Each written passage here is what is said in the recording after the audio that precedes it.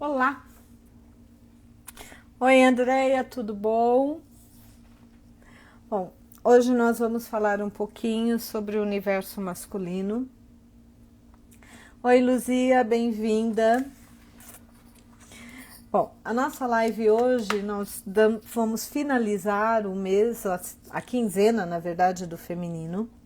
Desculpa, esquece tudo. Vamos finalizar a quinzena do masculino com a nossa terceira live. Tá? Tenho trabalhado tanto com o feminino que a minha cabeça parece que só funciona no feminino, mas tudo bem.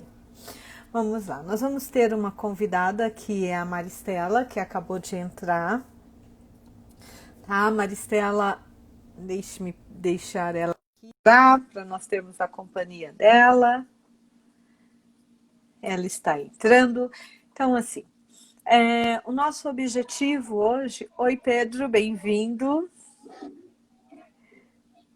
Oi, Mari, tudo bom? Oi, tudo bem? Graças a Deus. Eu vou erguer um pouquinho aqui, porque eu esqueci que quando eu faço com convidado, eu fico só com meia tela. Oi, Dani. Entendi. Bem-vinda. Hoje eu estou assim, eu e meu celular estamos em conversa ainda. Uhum. Bom, bem-vinda de novo. É muito bom estar com você sabe disso. Afinal, né, Uhum. você não gosta que eu comente anos de amizade. Então, dessa vez eu não vou Pois fazer é, isso.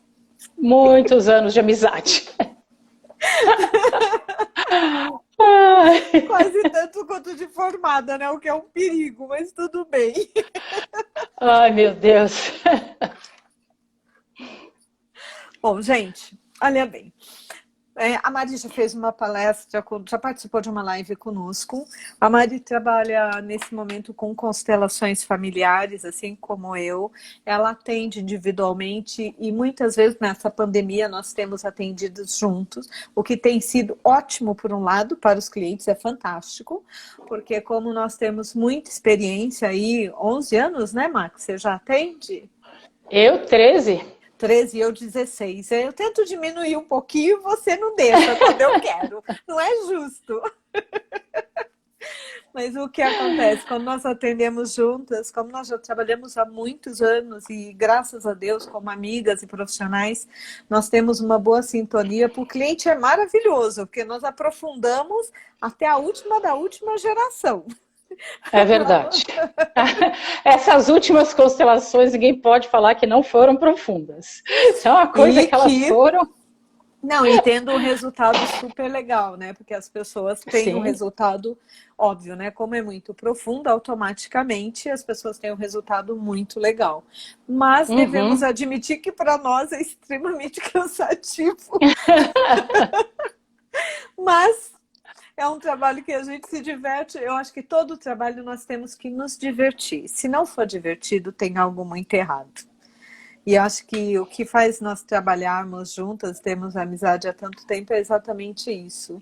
É que temos os momentos ruins, mas os momentos divertidos são muito maiores e muito mais. Sim, eu estou tentando aqui me arrumar para ver se eu consigo, se consegue me ver com o olho aberto, porque parece que eu estou com o olho fechado. Na verdade, para mim você está de olho aberto, mas tudo bem. Então tá bom. Então sou eu quando olho que fico. Bom, bem-vindo a todo mundo que entrou até agora. Tá? Como eu disse, né? A Mari trabalha também com constelação, atende individual, atende comigo. Tem sido um trabalho lindo. No sábado, nós fizemos um trabalho que eu achei incrível, eu adorei ter feito. Com duas pessoas duas clientes que compraram o curso da Jornada das Deusas, fizeram toda a parte da jornada e compraram a constelação das deusas em grupo. E nós fizemos com duas clientes, óbvio, com todos os cuidados que essa pandemia exige, com máscara, enfim, com álcool, com tudo que foi assim indicado. Oi, Lu, bem-vinda. Mas foi um trabalho incrível. E aí, cada vez que nós fazemos esse trabalho, eu me dou conta do porquê que eu faço constelação. E todo mundo que me conhece sabe que eu já disse que algumas vezes já teria desistido, porque é desgastante, é um trabalho que muitas vezes nos faz ter que olhar para a nossa sombra quando nós estamos trabalhando o outro. Mas quando você vê o resultado na vida da pessoa é como aquela questão do cartão de crédito, não tem preço. Tá? A cura do feminino que você vê nas deusas é incrível, a meu ver. Bom, a última vez que a Mari esteve conosco, nós fizemos uma live chamando a atenção, Carla, bem-vinda, chamando a atenção para as limitações que o sistema impôs ao feminino. E, óbvio, consequentemente, a praticamente grande parte dos arquétipos femininos, das deusas. Tá? Ao longo do tempo, nós entendemos melhor as reações, as dúvidas, as inseguranças, os comportamentos.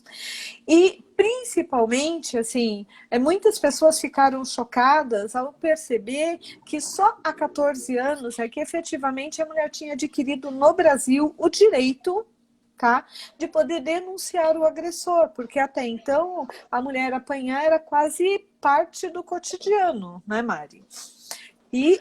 Parte do comportamento esperado, digamos assim. Sim, e há 35 anos somente que a mulher começou a ter os seus direitos respeitados pela Constituição.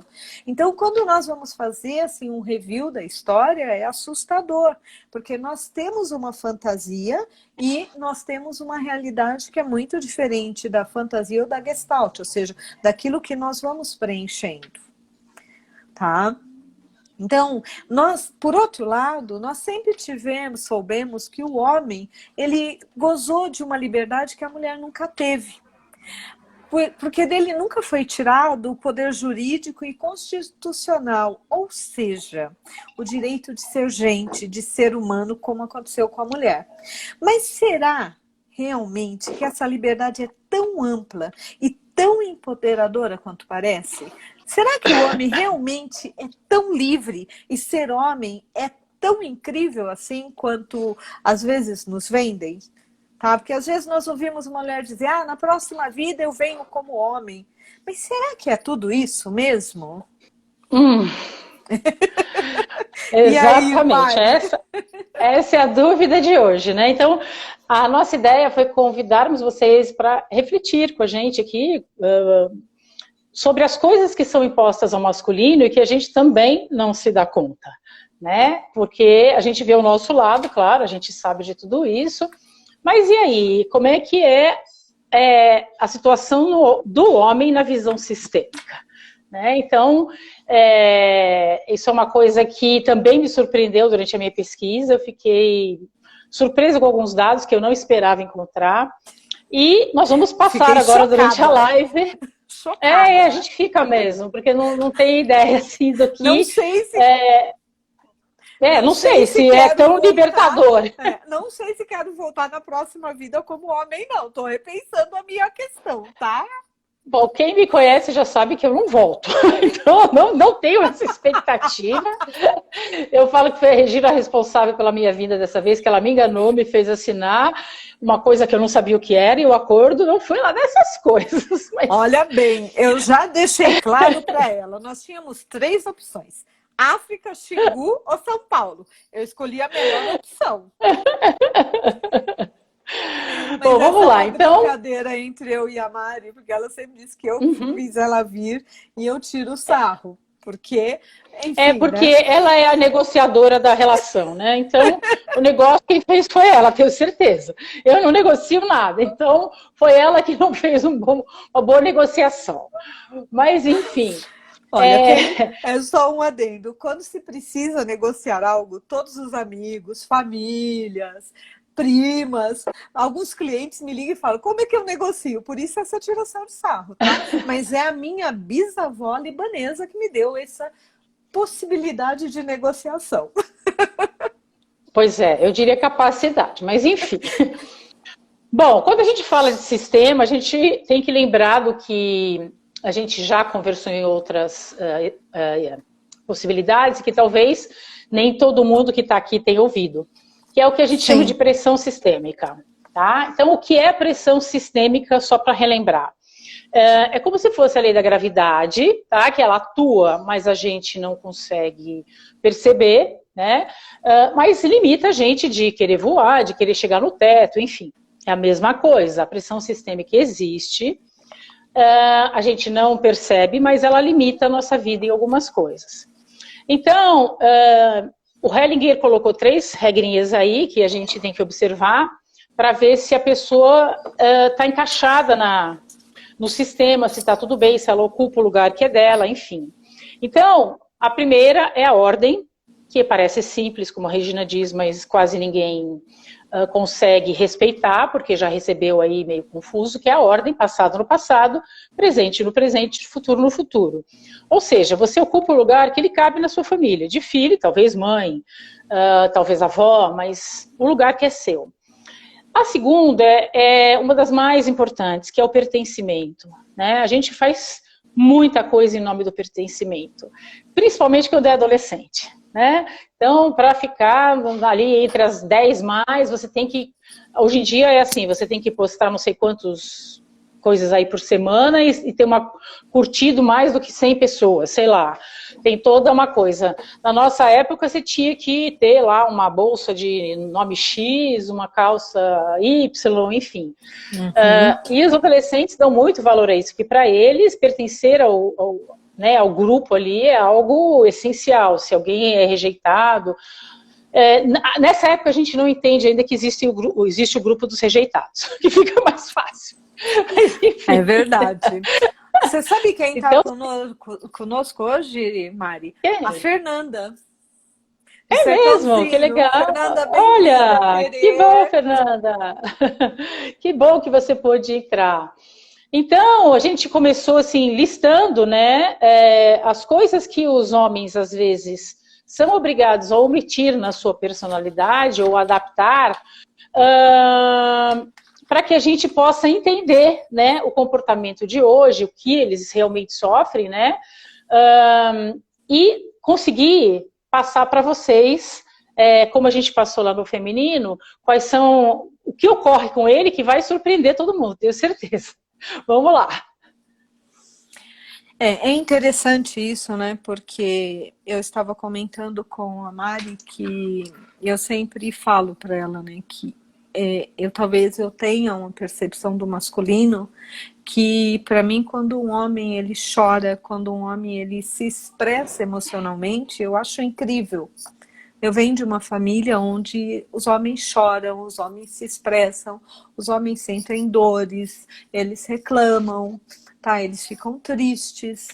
E isso foi uma coisa que nos surpreendeu, porque nós estávamos conversando e eu comentei, eu tenho uma amiga que se o cliente ele for muito emocional, ela não consegue atendê-lo, porque ela começa a não saber lidar com ele. O que significa isso? Que o modelo que ela tem de homem é um modelo de um homem que ele tem que ser muito forte, tá? É um modelo de um homem que ele não pode sentir. Então, quando o homem ele não tem sucesso, quando o homem ele não é um vencedor, quando ele não é um homem alfa, tá? Como é que nós vemos esse homem? Tá? Nós conseguimos realmente admirar, respeitar e confiar, sabendo que ele é um homem mais emocional e que ele também vai ter os momentos onde ele vai estar mais frágil? Porque sistemicamente o que se espera do homem não é isso. É quase como se o homem tivesse que ser um super-herói, sensível no momento certo, mas com o outro, não com ele, não com os sentimentos dele.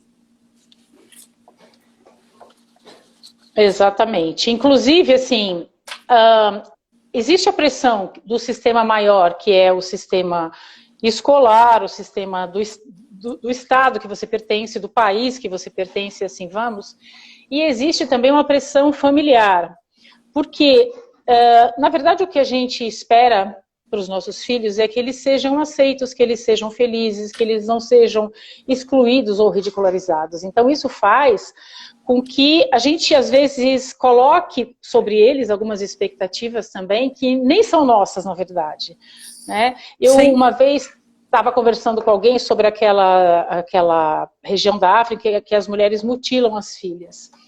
E por que elas fazem isso se elas são mulheres, elas sabem a dor e sabem tudo isso? Porque elas querem que realmente a filha possa pertencer, ela seja aceita, ela possa fazer parte daquele mundo em que elas vivem. e para elas fazerem parte daquele mundo, isso é exigido, isso é condição sine qua non. Então, não é maldade, não é nada, é apenas uma questão de você querer que aquela pessoa que você ama se adapte, né? Então, para se adaptar, você tem que fazer concessões na sua personalidade, sem dúvida nenhuma. Você tem que tá me ser escutando? igual, né? Eu estou, A ideia, tá. É porque às vezes você congela para mim, então eu fiquei aqui em dúvida. Se alguém aí tiver com algum problema, dá um alô pra gente, tá? Uhum. Bom, então como é que a gente começou? Definimos esse tema, né? E aí fomos pesquisar e tudo. E a primeira coisa que me chocou é que não tem muita coisa sobre o masculino na internet. Não tem artigo falando sobre sentimento, sobre emoções, sobre comportamentos. E eu fiquei na dúvida, né? Falei, será que os homens não leem? O que acontece? Ou eles não se interessam por isso? E aí eu até vou pedir para a Regina, que é psicóloga, poder falar um pouquinho sobre isso para a gente, porque ela entende mais dessa questão, né? Eu sei que o homem é mais visual e que ele tende a ter outro padrão de julgamento, mas será que ele não pode saber sobre as coisas dele? Ele não tem interesse ou ele é proibido? Como é que você vê isso, Rê? Então, você sabe que você estava falando e você me lembrou um caso que eu atendi há 2 anos atrás e que foi, na época, foi assim, para mim, muito surpreendente. Primeiro porque era um rapaz muito jovem. O que é um rapaz jovem? Era um rapaz de 21 anos. Tá, o meu público normalmente é um público mais velho, mas nos últimos anos eu tenho atendido gente mais jovem. E nós fizemos um trabalho, na minha opinião, incrível. Porque esse rapaz chegou aqui, ele não conseguia, ele tinha quase um quê de autista. Tá? Ele vivia o mundo dele, super inteligente, tá? Um QI acima da média. E chegou um momento da terapia, onde um dia ele chegou e me disse o seguinte: eu estou muito incomodado com a nossa terapia. Eu falei, sério? Por quê? Preciso entender, né? Ele falou para mim, porque agora eu sei o que é sentir, isso dói, isso tá me incomodando. Antes de eu vir aqui, eu não tinha tanta dor. As coisas não me incomodavam. Eu não questionava o meu trabalho, eu não questionava os relacionamentos. Eu achei isso muito interessante porque não é a primeira vez que eu ouço isso. Então, assim, é criado, o que se fala? Tá? Os homens também falam e falam muito, mas falar sobre sentimentos não é estimulado ou não é bem visto. Então, o que acontece? Ele acaba se fechando. E é surpreendente, tá? Eu acho que o maior elogio que eu recebi de um homem, o maior nesses 30 anos de terapia, foi um homem que me disse: você é meu melhor amigo. Eu falei, como assim? Eu sou seu melhor amigo.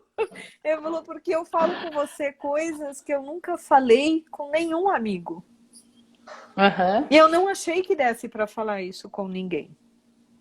E o meu treino, quando eu faço um trabalho com o homem, é estimular ele a falar com a esposa, a começar a se expressar com a esposa. Mas muitas vezes, quando ele começa a fazer isso, a esposa não sabe o que fazer.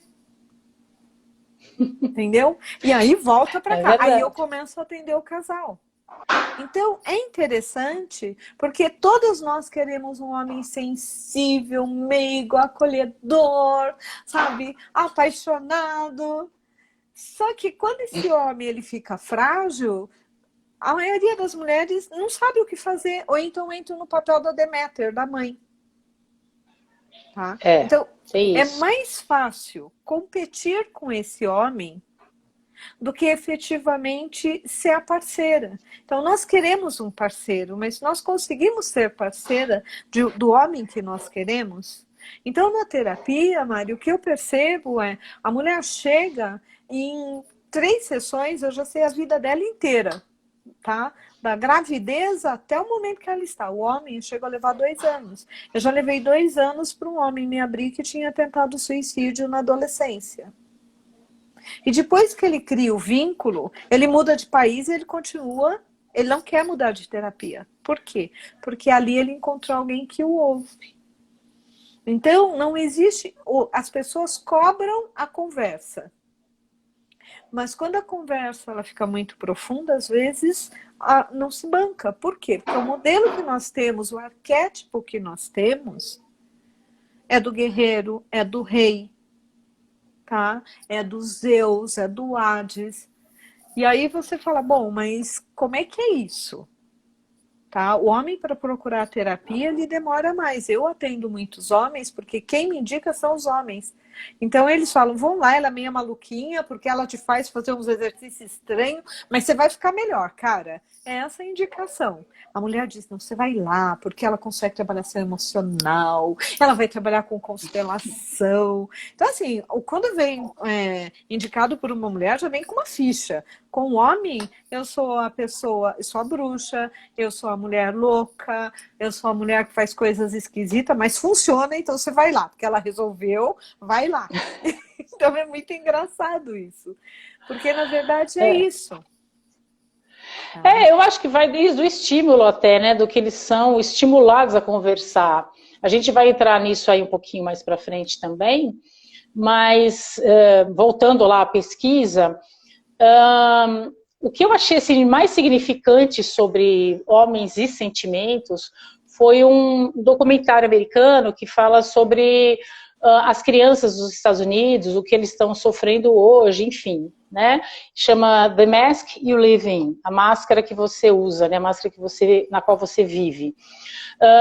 E fala um pouco sobre isso, pede para as pessoas adultas, os homens adultos, conversarem um pouco sobre o que era estimulado, o que eles lembram de ter estímulo quando eram crianças. Então, se era conversar, se era...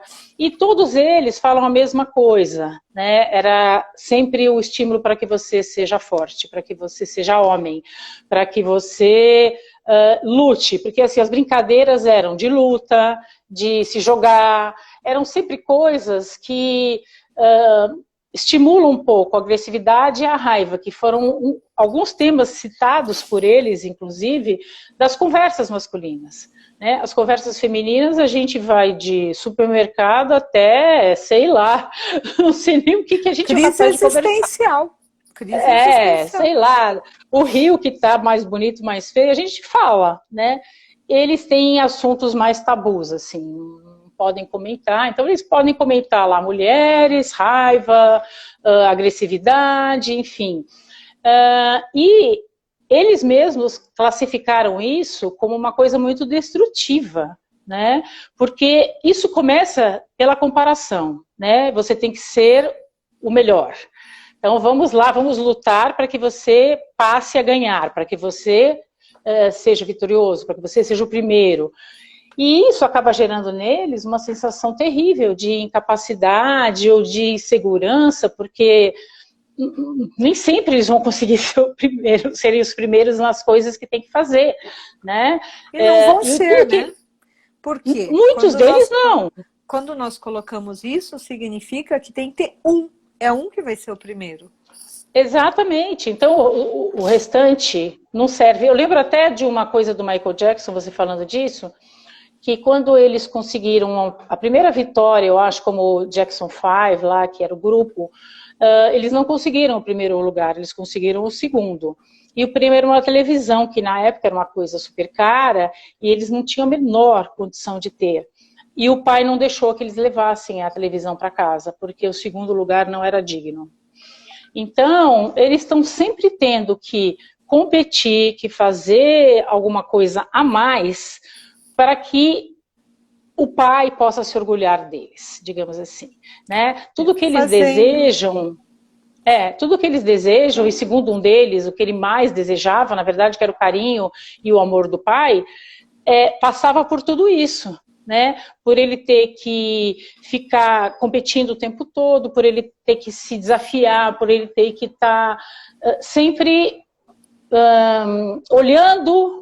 E a comparação, na verdade, é uma coisa que não tem muito sentido, né? Por que a gente se compara? Qual é a ideia da comparação, né? Se cada um é único, se cada um tem uma alma diferente, tem um DNA diferente, tem um jeito diferente de ser, né?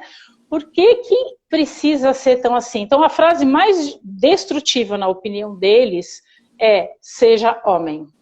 Eles ficam com muito medo de não dar conta desse peso aí de ser homem, porque o ser homem significa não poder fazer nada além de lutar, comparar e desafiar o tempo todo, né? Então, isso é bem complicado. É interessante, né, Mari? Eu estava no final de semana, eu fui para casa da minha mãe e meu irmão estava lá e ele estava falando de um seriado que é Good Doctor. E ele falou, vamos assistir, você vai adorar. Eu falei, que bom, vamos assistir. E teve uma cena que você falando isso, para mim expressa muito. O filho vai visitar o pai e o pai tem um ataque cardíaco. Então, o pai é internado. E aí o pai precisa fazer uma cirurgia que pode morrer durante a cirurgia. E aí o pai, o médico, e tem um médico que ele é todo engessado, né? Ele é aquele homem que ele atende e as pessoas falam alguma coisa para ele e ele fica assim, né? Eu vou responder o quê? E aí o pai chega para ele e fala assim, eu só queria poder conversar com o meu filho. Eu sempre esperei que ele assumisse a empresa da família. E ele foi embora e me abandonou. E aí o médico diz para ele, por que você não fala com o seu filho? Ele fala, porque sempre quem falou com o meu filho foi a minha esposa. Ela falava comigo e ela falava com ele. E quando ela morreu, nós não sabemos o que falar um com o outro. E aí o rapaz chega e pergunta do pai, e aí ele fala, tá, por que vocês não conversam? E o filho olha e fala assim, eu queria conversar, mas eu não sei como conversar com ele, porque sempre quem falou comigo foi a minha mãe, sempre quem falou com ele foi a minha mãe. Então, minha mãe morreu, nós não sabemos como conversar. E aí chega o momento dele passar pela cirurgia e o médico diz para ele, você quer que ele pode morrer, você quer que ele morra sem saber a verdade? E aí o rapaz olha para o pai e diz, olha, eu fui embora, não é porque eu não queria assumir o teu negócio, é porque eu achei que eu nunca estaria à tua altura. E eu não sabia como te falar isso. Porque eu não queria te decepcionar. Então é interessante isso, né? Porque além dessa questão do seja homem, quantas vezes a mulher, ela se coloca, tá, no lugar da ponte. E com isso ela impede a relação que é super importante, ela não dá permissão, que é uma das regras da constelação, a mãe dá permissão para que o filho ou a filha tenha relação com o pai. Então, na tentativa de salvar o marido e o filho, ela, em vez de ajudar, ela atrapalha, porque ela os distancia mais.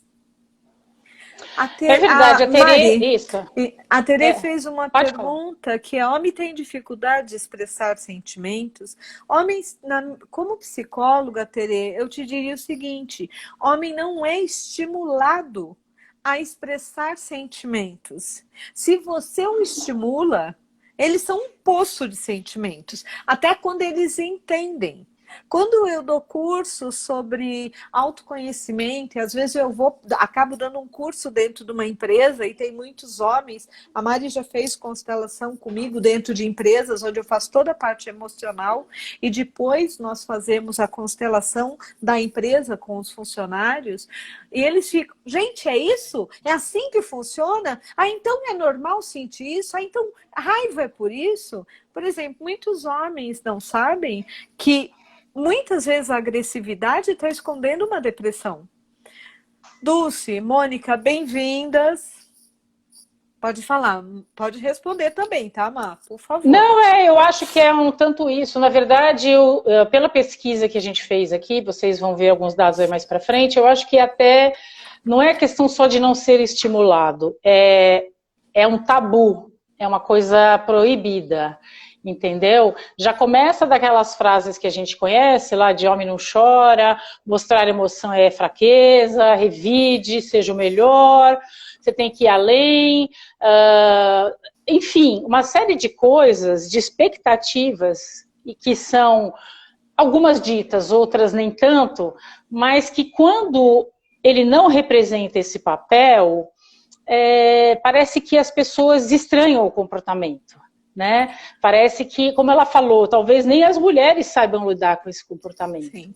A Gisley fez uma pergunta, Mari, que eu acho que cabe nisso, que e essa ponte é feita inconscientemente? Aí a Mônica disse, eu estou em processo de autoconhecimento há anos, que exercício difícil.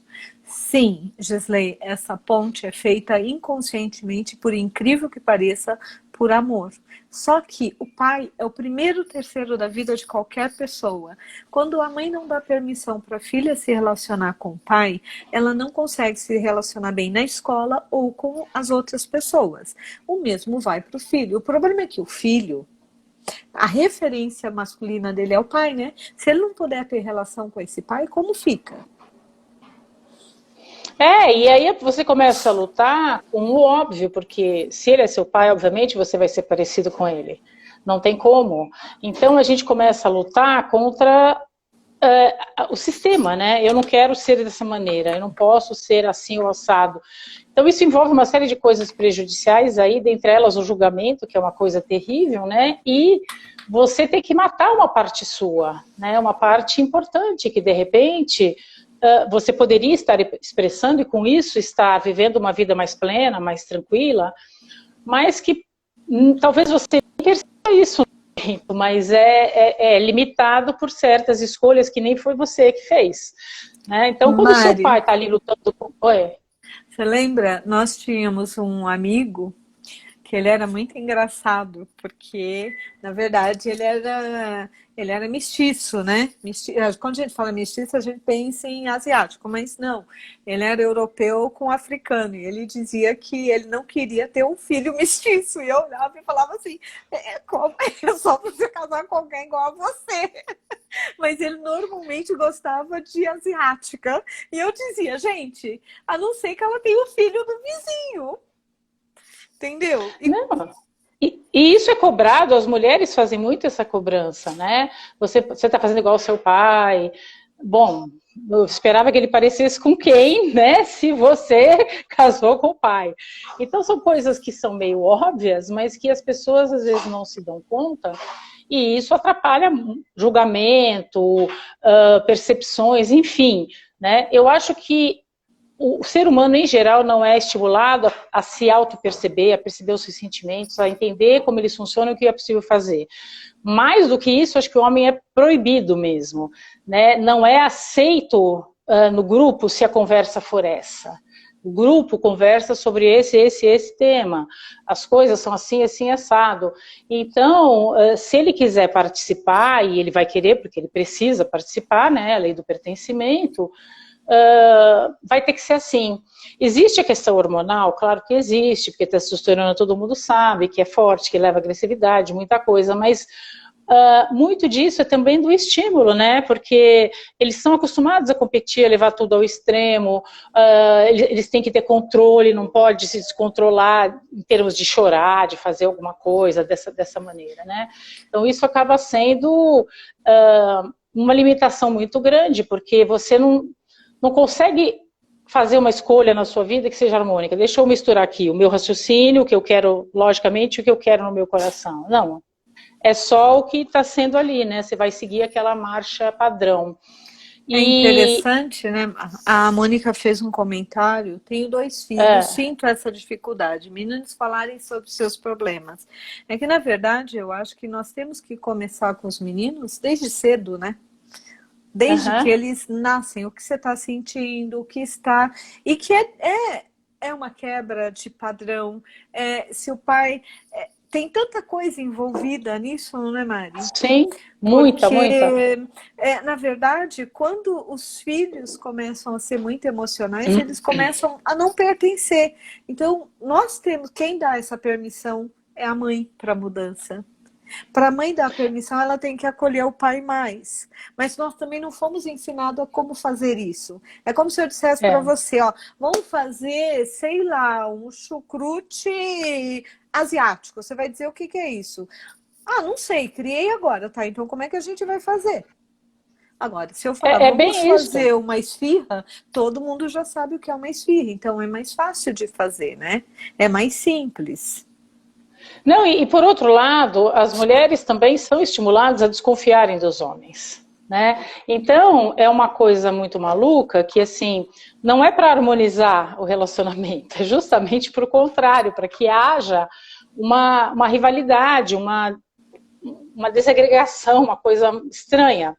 Então, a gente também não sabe, como é que eu vou fazer isso? Como é que eu faço essa ponte, como a Gisley falou, sem atrapalhar? Né? O que eu posso fazer para estimular os dois a conversarem? Porque é mais fácil até eu servir de ponte, eu falo pra caramba, então vou lá, falo aqui, falo ali, e resolver o assunto, mas isso não adianta. Eu queria só ler aqui uma frase que eu marquei, que eu achei muito interessante, que uma das pessoas que foi entrevistada falou durante esse documentário, que eu achei muito legal. Fomos estimulados a comparar a nossa performance com os demais para que melhoremos a nossa e possamos ser o melhor. E aí, como diz o ditado, comparação é o ladrão da felicidade. Eu achei essa frase de uma profundidade incrível, porque é isso mesmo. Não tenho como eu me comparar com a Regina ou com qualquer a minha irmã, com a minha mãe. Eu sou uma pessoa completamente diferente. Eu tenho outra alma, eu tenho outros genes, eu não tenho como me comparar, né? E aí começam a sentir também que qualquer outro lugar que não seja o primeiro é desonroso, como ela falou lá. Eu fiquei com medo de decepcionar. Eu até gostaria de herdar a empresa, mas eu não consigo, né? Então, uma Mônica fez aqui um comentário que eles não querem. Eu não sei se não querem ou se isso está tão forte no inconsciente coletivo deles que fica assim, travando mesmo, como a gente fala, é uma trava, que a constelação ajuda a liberar, mas sim, é uma trava. A Mônica tinha dito o seguinte, mas Deire, eles eram mais atentos quando mais jovens, depois de casados se fecharam, 39 e 42 anos. Queria muito que eles fizessem a constelação familiar, mas não querem, um dia quem sabe. Mônica, tá. O que eu percebo é que as mudanças, elas são um processo, são processos. Nós começamos aqui para terminar lá na frente. Então, assim, por mais que a gente não queira, os filhos vão tenderem a se parecerem com os pais. Menino quer ser parecido com o pai. Então, esse é um ponto. O outro ponto é que nós temos uma coisa que é muito séria, que é o inconsciente coletivo. O homem, fisiologicamente, ele tem uma tendência a ficar mais quieto.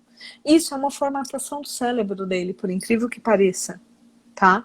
Então, quando nós começamos esse processo de mudança, quando nós começamos esse processo de suavização do masculino, por exemplo, se nós pegarmos na história, tá? A Mari me fez uma pergunta lá atrás, eu acabei indo para o outro lado, mas eu acho que vale a pena voltar aqui. Oi, Kika, bem-vinda. Se nós pegarmos na história, principalmente até a expressão facial, ou seja, o rosto dos homens, alguns milhares de anos atrás, você olha o rosto, as estátuas, o rosto era muito mais masculino, muito mais forte, muito mais agressivo. Hoje nós já temos rostos mais suaves. Por quê? Porque é uma mudança que também, tá? Conforme nós vamos vivendo, nós vamos nos adequando. Então nós estamos com um processo, a constelação é jovial, 70, ela nasceu em 70, 80, 90, 2000, 2010, ela tem 50 anos. Ou seja, em 50 anos nós não conseguimos mudar nenhuma geração ainda. Então, é um processo. O que eu te diria vai ter um momento em que eles vão pedirem ajuda. E quando eles pedirem ajuda, o nosso papel é estar aberta. Fale mais. E eu brinco com a Regina, a gente já conversou aí no começo da live sobre as brincadeiras que a gente faz, e uma delas é assim, a pessoa chega aqui achando que tem um problema e sai daqui descobrindo que tem um monte. Né? Porque o nosso inconsciente, na verdade, ele não tem como mentir. Então, você vai lá e por mais que você cave, você achou lá uma colherinha, né? Falou, isso aqui, pronto, o problema é esse. Mas quando a gente vai mais fundo, e a gente conversou também sobre a profundidade que a gente tem conseguido nas constelações, né?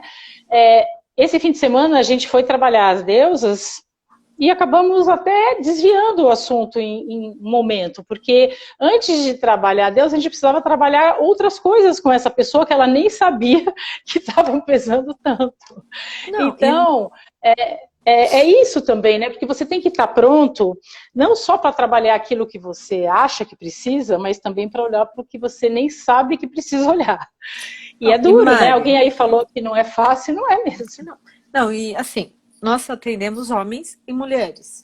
Então é muito interessante, até para vocês verem, eu acho que entram nisso, né?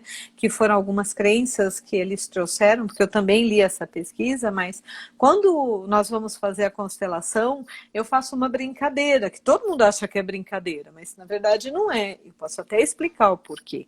Eu falo, é proibido brigar ou bater na psicóloga, na terapeuta, na consteladora. Na verdade, Gisley, nós não te convidamos porque foi um grupo fechado para as pessoas que tinham feito o curso de Deus, o comprar um curso de deusas, que essa é a segunda parte do curso. Por isso você não foi convidada. Na verdade, ninguém foi convidado, a não ser quem estava fazendo parte do grupo. Mas por que eu falo isso? Porque quando nós vamos fazer a leitura da constelação para o homem, é muito comum o homem, eu já tive um cliente que ele começou, o que é isso? Não foi isso que eu quis dizer. Eu falei, tudo bem, o teu inconsciente quis dizer isso.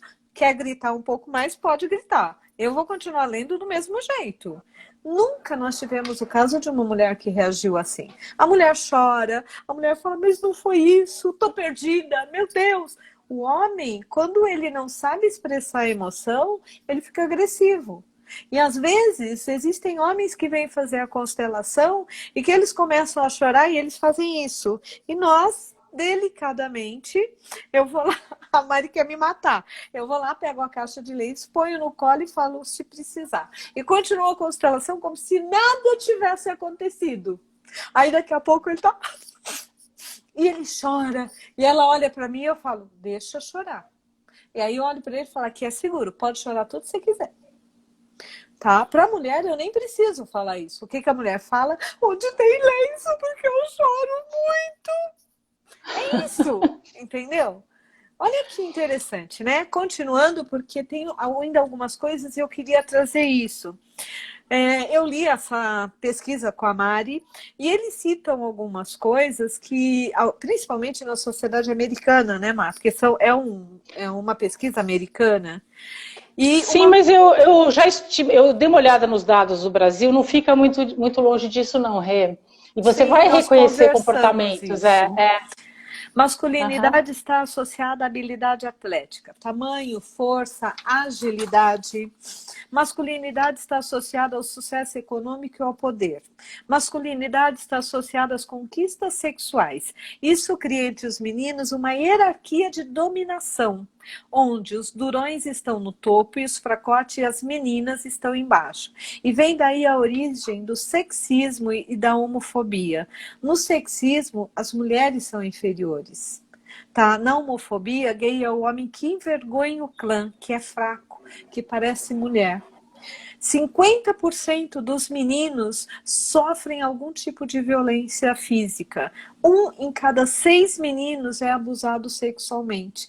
Gente, infelizmente, assim, uma das coisas que acaba com o meu coração é quando eu atendo alguém que foi abusado na infância. E vocês não têm ideia do número de homens e mulheres que passaram por algum tipo de abuso ou estupro na infância.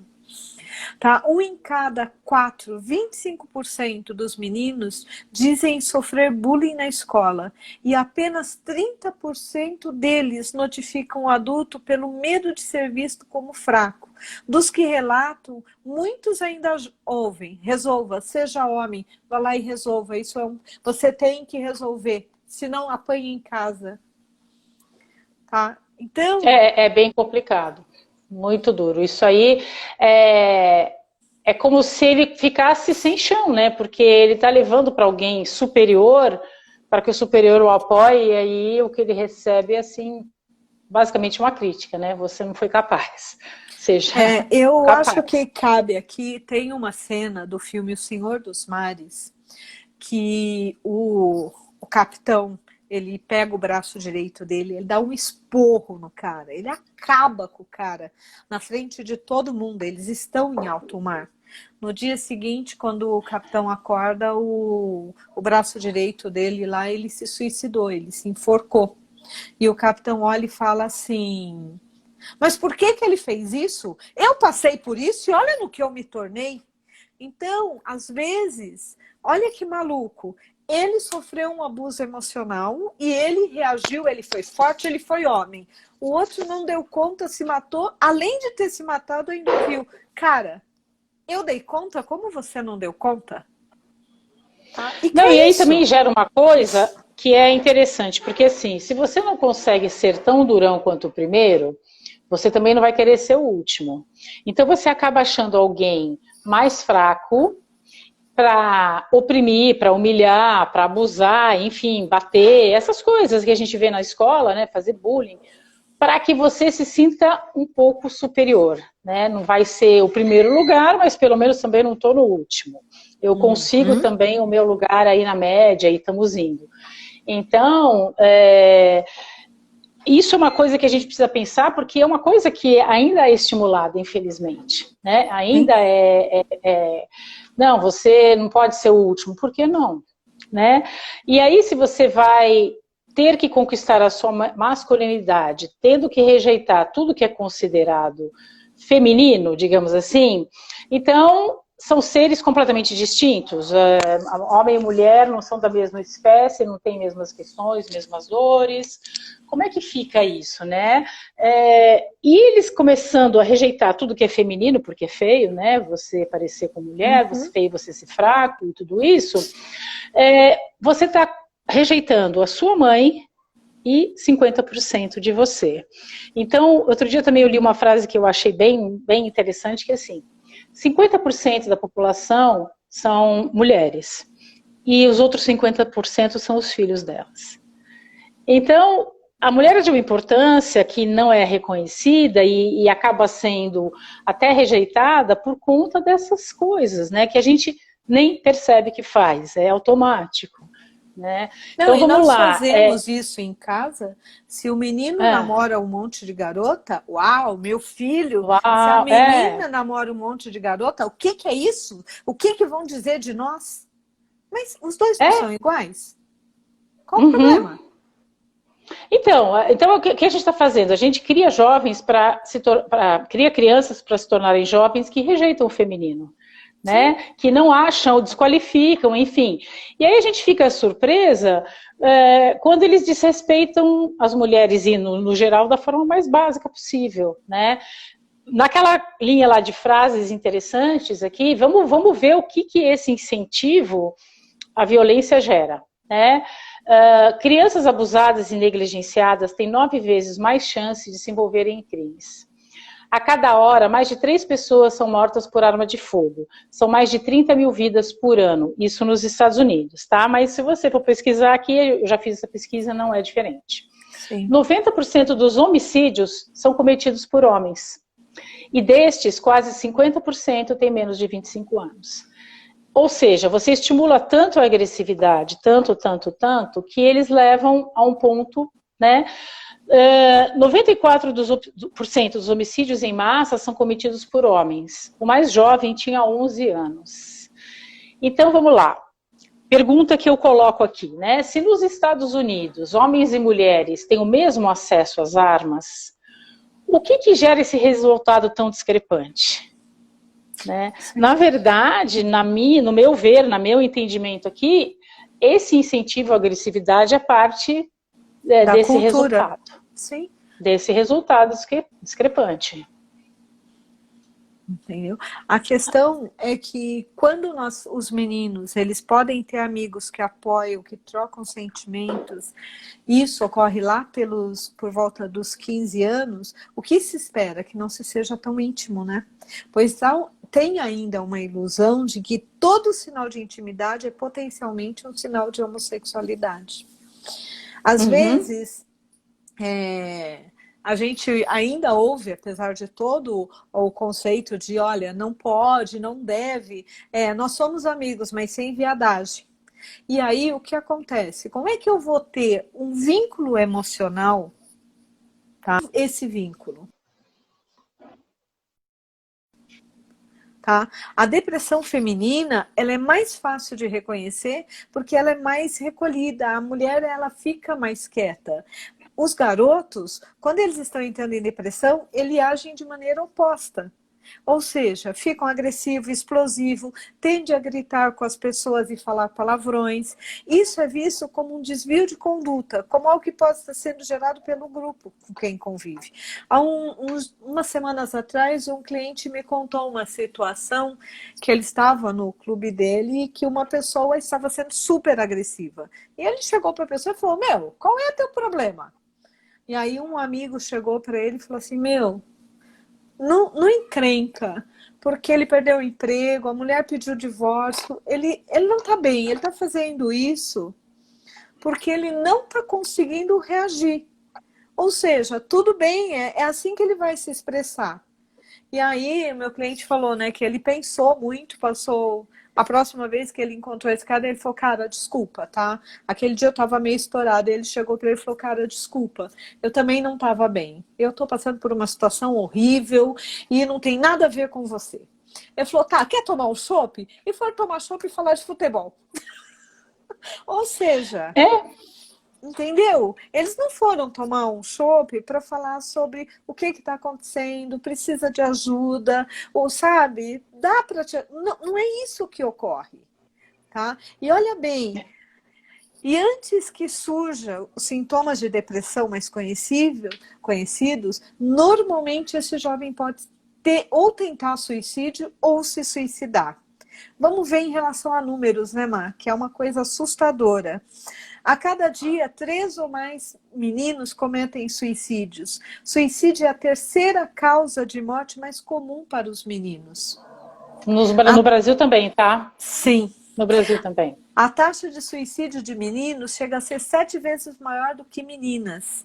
Além disso, meninos têm mais chances de largarem a escola. Meninos têm 2 vezes mais chance de precisar de reforço escolar. Meninos têm 3 vezes mais chance de serem diagnosticados com DDA. 2 vezes mais chances de serem suspensos. 4 vezes mais chances de serem expulsos da escola. 31% dos homens se sentem viciados em videogame, principalmente naqueles cujo objetivo é destruir o inimigo e dominar. 90% dos jogos considerados apropriados para crianças acima de 10 anos contém violência. E, gente, eu sei porque minha sobrinha ama Naruto e eu assisto com ela, mas é super violento. Tá? E a gente já cortou isso muitas vezes, mas ela fala para mim, tia, todo mundo assiste Naruto, como eu não vou assistir? E aí, o que a gente faz nessas horas? 90%, um garoto comum de 18 anos já viu, em média, 200 mil atos de violências na tela, incluindo 40 mil assassinatos. 93% dos garotos são expostos à pornografia na internet e a maioria deles aprende sexo através desses vídeos eróticos que mostram estupro, violência, entre outras coisas. A exposição à pornografia aumenta a agressão sexual em 22% e aumenta a aceitação de mitos como mulheres querem ser violentadas em 31%. Meninos aprendem que devem estar sempre à caça. A cada 9 segundos, uma mulher é espancada e atacada. 35% dos estudantes universitários pensam na possibilidade de estuprar e só não fazem por medo de serem pegos pela polícia. 1 em cada 5 mulheres universitárias é vítima de violência sexual ou da sua tentativa. E aí nós queremos homens afetivos, amorosos, que cuidem da gente e que não nos agridam. Olha que loucura. É controverso isso, é uma coisa, e é tão inconsciente, Rê, que isso começa antes do bebê nascer. Então, assim, a primeira coisa que a gente quer saber é se é menino ou se é menina, para poder já fazer o quartinho, saber que roupa que você vai comprar, como se fosse muito diferente você comprar uma roupa, de repente, cor-de-rosa e vestir no menino. Mas é a tendência, você já percebe essa seleção de pequeno. né? Sim. O menino tá lá de azulzinho, a menina tá lá de rosa, ela usa um lacinho, ele usa um boné, e são coisas que vão, né, no inconsciente coletivo o tempo todo. Você não precisa falar para a criança, ela está percebendo, ela vê isso, né? Sim. Ela acaba fazendo. Eu lembro até uma coisa assim que foi muito interessante para mim. Uma época eu resolvi fazer alguma coisa de artesanato e fiz um curso de arte francesa. E aí estava nascendo o meu afilhado e eu resolvi fazer um quadrinho para ele. E aí eu fui pegar uma cor lá para pintar o quadrinho, porque eu tinha visto alguém colocar lá no curso, era só uma beiradinha que você faz um brilhinho. Quando eu peguei o dourado, todo mundo gritou comigo. Eu falei, que foi, né? Ele é menino. E eu fiquei olhando, falei, e? Não, menino tem que ser prateado. Eu falei, tem isso também? E, sabe quando você fica passado, você não fica até sem reação? E eu acabei fazendo prateado, com medo que a família do menino pudesse achar qualquer coisa e nem usar o 4x dourado, porque eu nunca ouvi falar disso. Para mim era uma regra aqui. E, nossa, então tá, né? Então foi prateado aí. Mas são coisas assim, sem sentido nenhum, na verdade, que a gente sem querer faz. Não é que assim, eu sou uma pessoa que gosta disso, de racismo, ou de dividir, ou de não, eu faço automaticamente. Sim, se alguém me até conta, vou ter um porque menino, é quase obrigado. Mari, a gente está aqui com o nosso tempo quase terminando. Eu vou ler o que a Gisley disse e vou ler os últimos dados, porque eu acho que vale a pena a gente falar um pouco disso, né? Regina, Mari, eu sempre tive uma certa dó do masculino, desse vazio interno que para eles parece ser muito mais difícil resolver, sendo mais propício ocultar.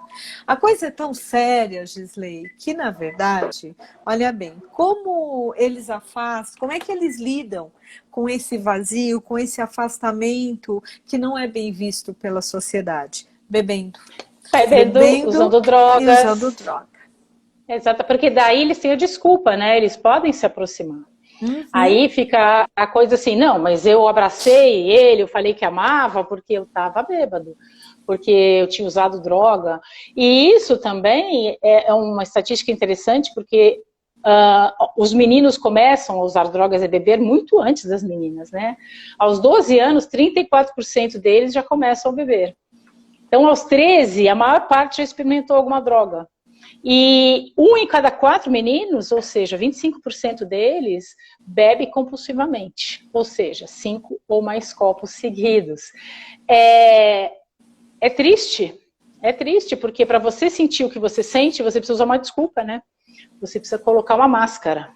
E é por isso que o documentário chama The Mask You Live In.